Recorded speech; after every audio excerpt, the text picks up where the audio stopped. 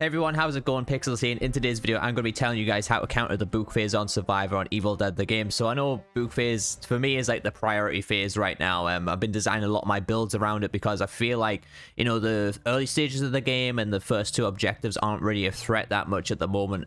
So the main priority is kind of designing your character to defend the Book phase as much as possible. Because at the moment, it does seem to be like the demon meta to be going for Book. So I'm going to go through each demon and how to counter them with each certain class. Some of them you will have to just replicate throughout the entire classes, but some of them I went into a little bit detail with that. So okay, so let's begin. So Warlord's not the strongest demon against the Necronomicon. However, they can be a bit of a pain with the fart gas and getting some easy hits on that, especially at higher levels as well. So the thing is with Henrietta's fart gas at the moment, it's kind of bugged, so sometimes you can get a light and a heavy off. So what I mean with that is if there's a fart gas and, you know, you get the interruption, you know, every like 3 seconds, you can with a warrior actually get a light and a heavy off during this fart gas. However, if it's bugged, you will notice early game if you try that. You know, if you during the first two objectives, if they spawn the boss and you if you try a light and a heavy when you've got the fast attack speed up and it does work, that means it'll work throughout the entire game. I don't know how it's bugged, but sometimes you can only pull off a heavy attack, so pay attention to that. If you can get a light and heavy off early game, you'll get it off at the Book phase. However, if it is bugged, just stick to only doing heavy so that way you can kill the boss unit as fast as possible. And what I will say is while you're playing Warrior against Warlord at the Book phase is to stay near the Book to prevent close portal spawns, to keep yourself between the Book and the possessed units. So I think that's self-explanatory really. You should be doing that regardless of what demon you're playing against. Preventing the demon to be able to spawn portals as close as possible, even as a team, works out really good because that way you can kind of soak up more damage to yourself rather than the Necronomicon. It's kind of weird though because sometimes the hits will go through you. However, I have found that if I've started standing next to the Necronomicon to stop the demon being able to put portals down for basics and then getting them as close to the Book as possible, I've actually been able to protect it a lot easier as well. So again, the priority here is swinging heavies as Warrior as well. Once the boss unit's taken care of, just constantly swing heavies. And there'll be some situations where you might find yourself having to swing a light. That's totally fine, but you know, the primary damage here is heavies and it will drain balance bars a lot faster as well. So be sure to do that. It depends on your build as well. I do have a Warrior build on my channel to defend the Book phase, so you can go check that out. I did put that out last week, so it will help against the Book phase, and it's been very successful for me doing that as well. Okay, so moving on to Hunter again, it's kind of a bit, you know, common sense really, is to just target possessions. That's all I'm going to say is, you know, try not to focus on the ads so much. The ads will get dealt with regardless with the Warriors swinging heavy attacks, or, you know, leaders going in with heavy attacks as well. The Hunter will, again, you know, the primary thing is just to deal with the possessions here, and of course exercise the basics as well on Hunter as much as you can if you're playing Hunter Ash, of course. But with Leader, basically just spam heavies and use your active ability as much as possible as well. So leaders have a short cooldown. You'll be able to get your active ability off with El Jefe like 4 times during the Book phase, so be sure to just at least use that to knock them back for a bit of crowd control. You know, with Lord Arthur and Annie, I think they're bugged at the moment, so they don't actually give any buffs, but just activate them anyways, I suppose. And Ruby again, activate her ability, because what will happen is it'll do damage to a crowd and it'll also heal your teammates as well, so we'll help out the support a little bit there. And with a support character, if you're playing support, be sure to spam lights with a blunt weapon and dodge back for colas and amulets as well. So I don't really like to use heavies on support that much during the Book phase. It can help out a little bit. You know, it makes sense if you're playing support Ash, obviously you want to spam the heavy attacks, but if you're playing the likes of Cheryl, Pablo, the main thing that I like to do is spam lights with like a shovel, you know, a sledgehammer, anything like that will work great, just to help with the balance bar on possessed units. With Warlord, obviously she has the ability where you can't drain the balance bar, but possessed units can still have their balance bar drained, so be sure to look out for that as well. But like I said, the main thing is just spamming lights with a support character there against Warlord. So that is my counter to Warlord on Book phase. It does work really well. Like I said, she's not the strongest demon on Book anymore. She used to be pretty strong because of the fart gas, but she kept getting nerfed against it. And again, with the elites and stuff, you know, they do have a big hit radius, but as long as you've got some good warriors and good hunters on the team, then the damage will deal with the book pretty easily against a warlord. So okay, so moving on to Puppeteer, I've kind of just put this in for everyone because I think it's the most important. So Pup is like probably the second strongest demon against the Necronomicon, if not the strongest. I don't know, it's between him and Plaguebringer, I can't decide. I do kind of have, I think, more difficulty defending the Necronomicon against the Pup than I do a Plaguebringer because of the explosions, which, you know, a bit of a pain in the ass really. But I'm just going to put this in for everyone. So countering the elites. The elites are the most important unit of Book Phase for Elagos. I wouldn't even say it's the basics, you know, doing the explosions and stuff. The elites, you've got to watch out for the spawns. If you time it right, you can kind of, with experience and time, you'll understand when the demon is getting ready to put an elite out, and pay attention to them elite units when they come out, because what you need to be doing is running back away from the Necronomicon. I know it sounds silly, but the problem is with Thunderstruck is that if people are grouping up around the elite unit and everyone gets hit, that splash damage will apply to the Necronomicon, and it doesn't even matter if people get hit or not. If you dodge, and the lightning will still strike the floor and it'll still hit the Necronomicon. So with the elites, you need to be running back and shooting with like a double barrel or something like that, even a pistol, just something to drain their balance bar pretty fast. And once you can see that balance bar pretty low on health, and they will, you know, usually by then the Thunderstruck will be triggered, and that way you have to dodge forward, attack with a heavy attack, if you're playing warrior, of course, and then do a light heavy, and that way you'll basically stun and almost kill the elite. If it is power possessed, however, be sure to back up again if the unit is not taken down after the first initial stun. So if it's stunned from the first balance bar damage, and you know it hasn't been taken care of because they're power possessed, they have a lot more health, they actually get their Thunderstruck back a lot faster as well. So you have to be wary of that. You know, if you haven't taken the unit out yet, even though the health is pretty low, you need to be making sure that you run back away as fast as possible. Like, you don't even have to run that far back. Make sure you get as far away from the book as you can, and then dodge forward again, and then take care of the power possessed unit there. And when the elites are attacking the book with a melee damage, they don't actually do that much damage with it. But like I said, the Thunderstruck is the main thing here that you want to avoid. Again, with everyone, you need to stay close to the book, use heavies, and support needs to use lights. But like I said, just pay attention to the elite spawn, and that's the main threat for Elagos against the Necronomicon, of course. The boss unit's not that strong against it. The basics can be a pain in the ass as well. And what I will say is, for hunters, you need to pay attention if it is a power possessed basic as well, so that way you can exercise them as fast as possible. Like I said, the difference between a power possessed and a normal possession, you'll see some red, like glowy shit coming off the unit. So pay attention to that if you are playing Hunter Ash to exercise them. And of course, just pay attention to what possessions you can deal with Hunter as well. So that's the most important counter. This is the reason why I made this video. I see so many people, like, you know, grouping up on an elite, and then they're just watching the book health get absolutely massacred. It's so easy to deal with them. It's like I said, it's just a matter of experience and timing, and you know, just running away, hitting them with like 2 shots of a double barrel, or just keep hitting them until they attempt to do their Thunderstruck. And just pay attention to their balance bar. If their balance bar is roughly around 50-40%, that means you can run forward, quickly stun them, and that way they won't hit the Thunderstruck as well. So like I said, it's more of an experience thing, but people will learn over time not to stay next to the Necronomicon and ganging up on elite units like that, because it's just not going to win you the book phase, unfortunately.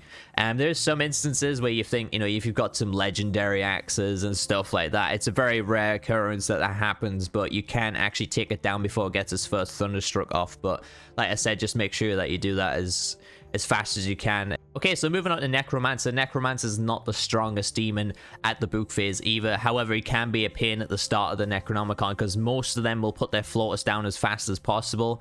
And what will happen is, basically, if they spawn the boss unit, they have the floater up, they'll spawn loads of skeletons, and the Evil Ash will keep resurrecting the skeletons, and they'll have a lot more health, and they'll be very difficult to take down. So for my experience, the support needs to get the floaters, that way you've got all your damage around the Necronomicon still. You know, make sure everyone's still topped up with full health if you are playing support before you go and get the floaters as well. But basically, you need to be going getting that, because you're not going to help out with damage much at all. If your characters or your players that you're playing with are smart enough, they will avoid taking damage as much as possible whilst you're dealing with the floatist. And of course, It doesn't mean that they have to go and get it. You know, leader can go and get it if they're closer, or hunter. But for support, for me, it should be the priority here to get the Flawless during that Necronomicon phase.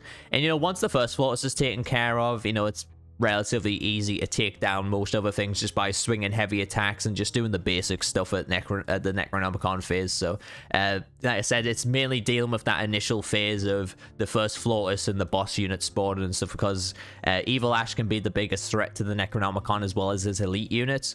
But yeah, well, if you take care of that, it's pretty easy from there forward. Okay, so moving on to the last demon, which is Plaguebringer. So what you'll find with Plaguebringers is that they will throw the Cauldron down, and they'll also throw out an elite unit. And you're kind of thinking, oh, I'll just attack the elite unit, I'll not worry about the Cauldron. So what everyone actually needs to do here is target the Cauldron first. The Cauldron will go down within about 5 seconds if everyone's targeting it correctly. You know, swinging heavy attacks with Warrior, Leader, even support. You know, if you're playing Hunter, if you see those three kind of attacking the Cauldron, don't bother shooting it. Make sure you put some damage on the possessed unit there as well. That can help out too. Like I said, just getting rid of the Cauldron, the first initial Cauldron, is a priority here, because it's a big pain in the ass if you do that. Again, swing heavy, just try and take down elites as fast as possible as well, because the elites are the biggest pain at the Necronomicon phase for Plaguebringers. So you know, taking out the elites, even if it means putting a finisher in on them before the demon can possess them, make sure you do that, because you can't let those elites gather around the Necronomicon, or you're going to lose the phase if the demon has like free possessions for them, basically. The next one is for basic spin move. So you know the basic spin move, they just spin around like a Beyblade for a long period of time. Make sure if you're playing like Warrior or something, is the back up and shoot them. You can actually try and get a light attack off them as well if you want to try and do that, or attempt a heavy attack. But like I said, you want to prevent being stunned here, or being stun locked by that spinning move. Otherwise, you're not going to be able to do like any damage to it until it ends the animation. So just make sure you're in a position to actually do some damage while it's doing that move, and then go in for the attack and the killing blow, basically. And then for the second Cauldron, again, this is dependent on the timing and the health of the Necronomicon. So I did like a rough idea here for the timer. So take the Cauldron down if, you know, if it's back up to, you know, if there's 30 seconds left on the timer and the Book is remaining with like 20% of health, the demon will have a chance to actually take care of it. However, if there's only a short time and there's low Book health, you need to target the possessed unit as fast as possible, because regardless if you take the Cauldron down or the possessed unit, the demon's chances of getting the Necronomicon fully damaged here is greatly high. So what you need to do is try and take out the possessed unit as fast as possible as well. But like I said, again, this is more of an experience and time thing. You know, it will come to you guys over time, and a lot more experience against playing against Plaguebringer at the Necronomicon. So like I said, if there's only a short time remaining on the Necronomicon, and you know the Book is very low health, just target the possessed unit as much as possible and try and stun them. But like I said, if it's like 30 seconds plus left and it remains with like 20% of Book health, you will have time to take down the Cauldron, and the Necronomicon shouldn't take too much damage from there as well. But yeah, like I said, if everyone just targets the Cauldron, will go down relatively fast. And there's like a weird health bug with the Cauldron as well, where it can still have like 60% a health bar, but it will just destroy it anyway.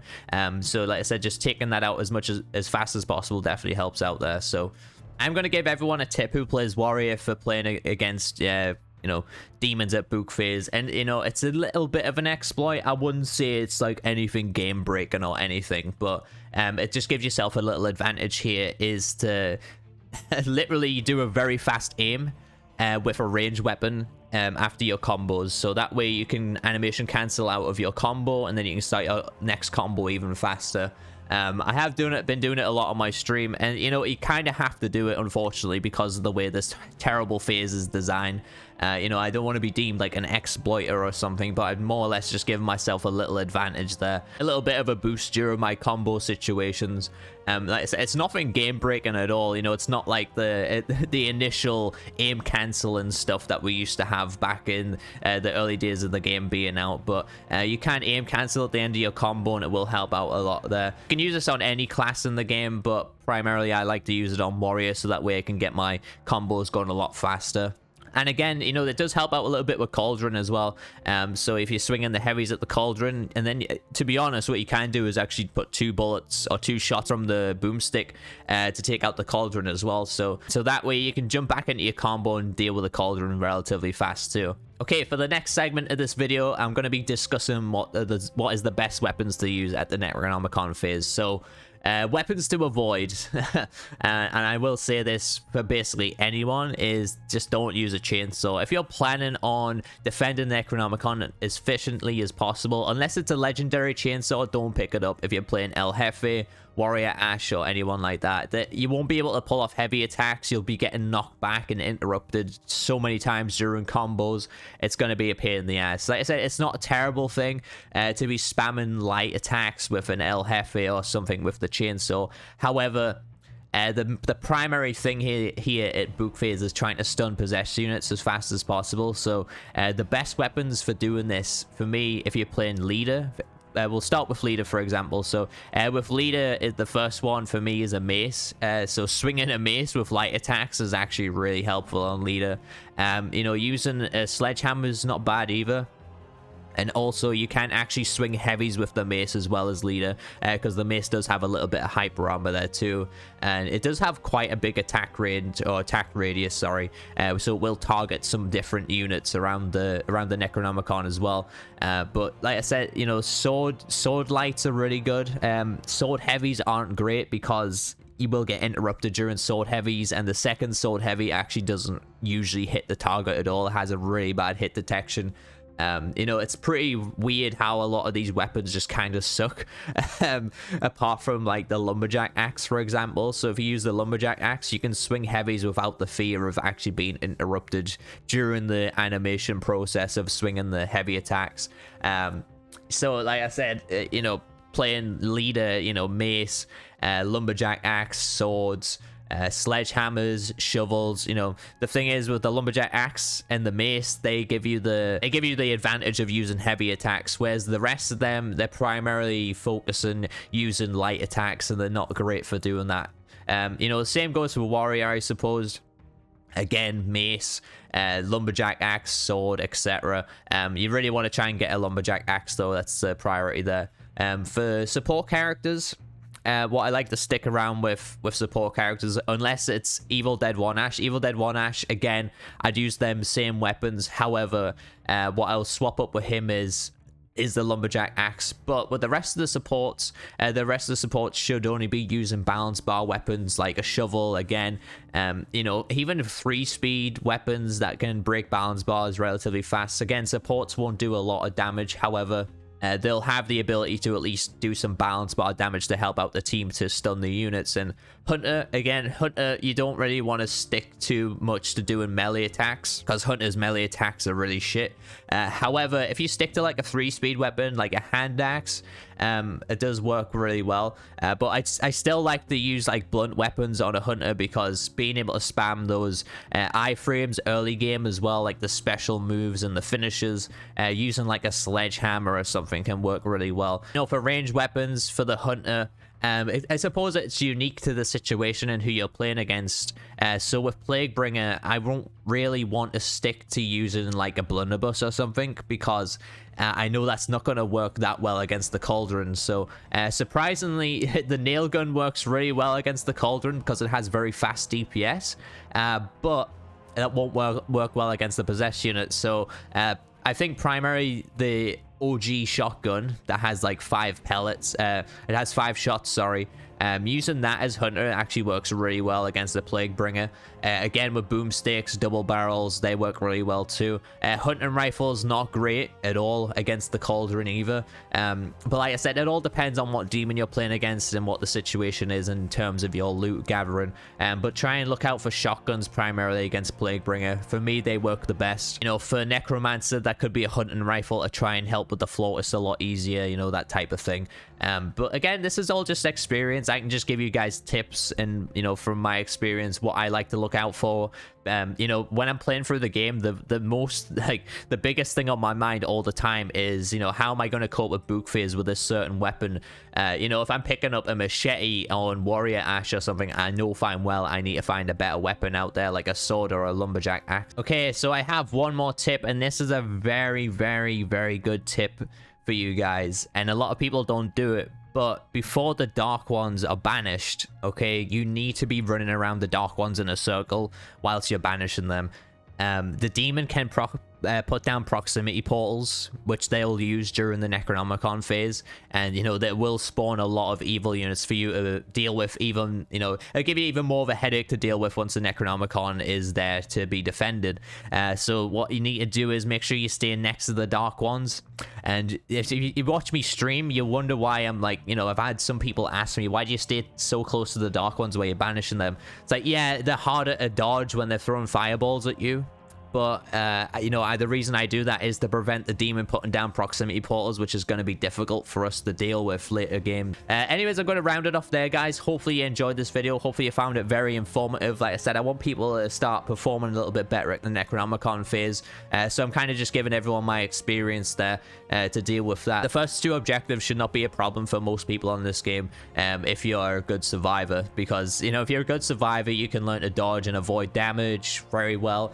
And, you know, basically just watch the time go down on the first two objectives. So that way, with the right build, your character is ready to go at Book Phase. And I will be doing some more Necronomicon phases. I keep saying Necronomicon phase because I know people like to take the piss of me saying Book Phase, but sorry, that's just my accent. Deal with it. But anyways, thank you guys so much for watching. Like I said, I'll be doing some more build videos and more guides like this on this channel. So if you're new to the channel, hit that sub button, hit that like button, leave me a comment down below, let me know what you guys think of this guide. If you have any more tips for the Necronomicon phase that we can leave down below for other people, leave them down below so people can read it as well. And thank you guys so much for watching. I've been Pixels, you're my awesome viewers, and I'll catch you guys in the next one.